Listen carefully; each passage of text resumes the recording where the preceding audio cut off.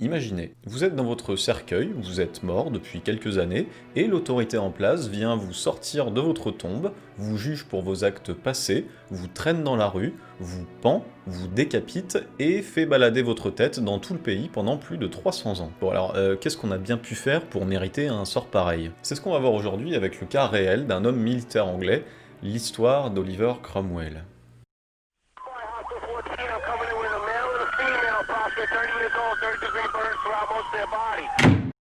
Déjà, on est plus sur un cas historique que médical, j'en suis conscient. Mais j'aime bien cette histoire et ça touche en partie à l'anatomie humaine, donc je prends. Et puis c'est quand même un peu glauque, j'aime ça, vous aimez ça, on aime tout ça, donc c'est parfait. Si c'est pas déjà fait, n'hésitez pas à vous abonner, ça m'aide énormément, merci par avance. Et c'est parti pour un voyage en Angleterre il y a 400 ans.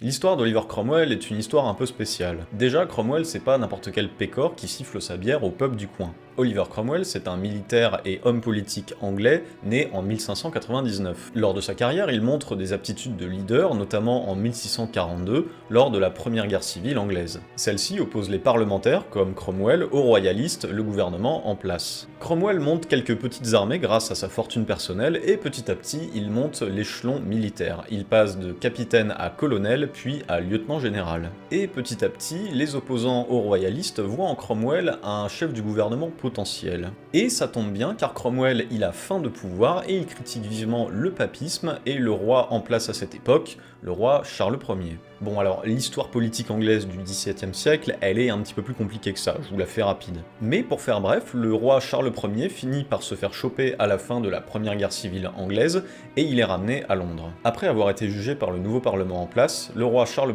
Ier est finalement décapité le 30 janvier 1649, et Cromwell a beaucoup participé à son exécution. Cromwell en profite et quelques années après, il est déclaré en 1653 Lord Protecteur d'Angleterre, d'Écosse et d'Irlande. Le titre de Lord Protecteur, c'est ce qu'on pourrait appeler un chef du gouvernement, et dans l'idée, ça s'apparente à une république, mais en l'état, sous Cromwell, ça ressemblait plus à une dictature. En effet, Cromwell, c'était un puritain acharné, et du coup, il bannit toutes les formes d'activité et de divertissement dans le pays. Il fait notamment fermer les théâtres, il interdit de fêter Noël, il punit les personnes qui pratiquent du sport le dimanche, et les femmes n'ont pas le droit de se balader dans la rue en étant maquillées. Bref, ça devient un pays chiant comme la pluie. Cromwell occupe ce poste pendant 5 ans, de 1653 à 1658, et il décède finalement le 3 septembre 1658 des suites d'une septicémie due à une infection urinaire qui a été facilitée par une malaria, une maladie infectieuse. Son fils, Richard Cromwell, reprend le pouvoir à sa place, mais il ne fait pas preuve d'autant d'acharnement que son père, et il est finalement renversé du pouvoir 2 ans plus tard,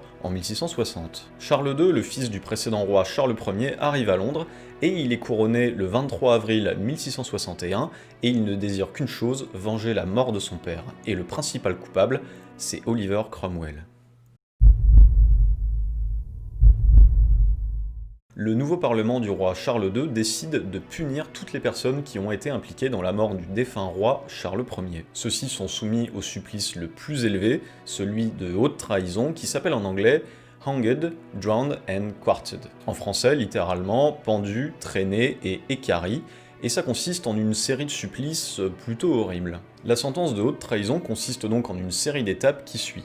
Être traîné nu dans les rues de la ville jusqu'à la potence, être pendu par le cou, mais sans succomber à cette peine, être éventré et émasculé en voyant les bourreaux brûler les organes génitaux et finir par le cœur, puis être décapité et équarré en divisant le corps en plusieurs morceaux. Voilà. Bon alors, cette peine, elle est un peu galère et longue à mettre en place, donc elle est réservée aux personnes étant jugées pour haute trahison, en général la peine réservée à ceux qui commettent un régicide, c'est-à-dire participer à la mort d'un roi. Et étonnamment, en fait, ça arrivait de temps en temps à l'époque. Mais Charles II tient Cromwell pour principal responsable de la mort de son père et décide de déterrer son corps et de lui faire subir ce châtiment. Le corps de Cromwell est donc exhumé le 30 janvier 1661, date d'anniversaire de la mort de Charles Ier. On est cruel, mais on fait aussi dans le symbolique. Les restes de Cromwell sont donc traînés dans la ville, pendus en public une après-midi, puis découpés. Son corps sera jeté dans une fosse et sa tête sera accrochée à un pic de 6,10 m de haut et placée sur le toit de l'abbaye de Westminster pendant 20 ans,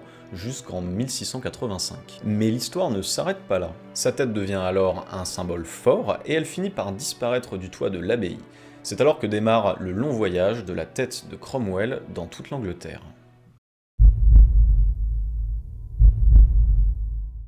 L'épopée plutôt insolite démarre lors d'une tempête en 1689, lorsque la tête de Cromwell tombe de l'abbaye et qu'une sentinelle, un garde donc, qui passait par là, ramasse la tête, la cache sous son manteau et la ramène chez lui. La tête est donc activement recherchée, mais on ignore de quelle main à quelle main elle circule pendant plusieurs années. C'est finalement un homme franco-suisse, du nom de Claudius Dupuy, qui serait en possession de la tête et l'affiche dans un de ces musées de curiosité comme on l'appelle. La tête de Cromwell devient donc un objet de curiosité qui attire les badauds, alors qu'à l'époque elle était quand même un symbole fort qui servait à intimider les visiteurs et les potentiels criminels sur le toit de l'abbaye. Suite à la mort de Dupuy en 1738, la tête passe de main en main entre plusieurs propriétaires et se monnaie pour quelques milliers de livres sterling actuels. Et quand je dis qu'elle passe de main en main, c'est au sens propre comme au sens figuré, parce qu'à force de circuler sans trop de précautions, celle-ci s'érose et des parties se mettent à se fendre et à se répandre. Bah oui, c'est vraiment dégueulasse. Ce sont finalement 3 frères qui rachètent la tête de Cromwell en 1799, et ceux-ci décident d'ouvrir un musée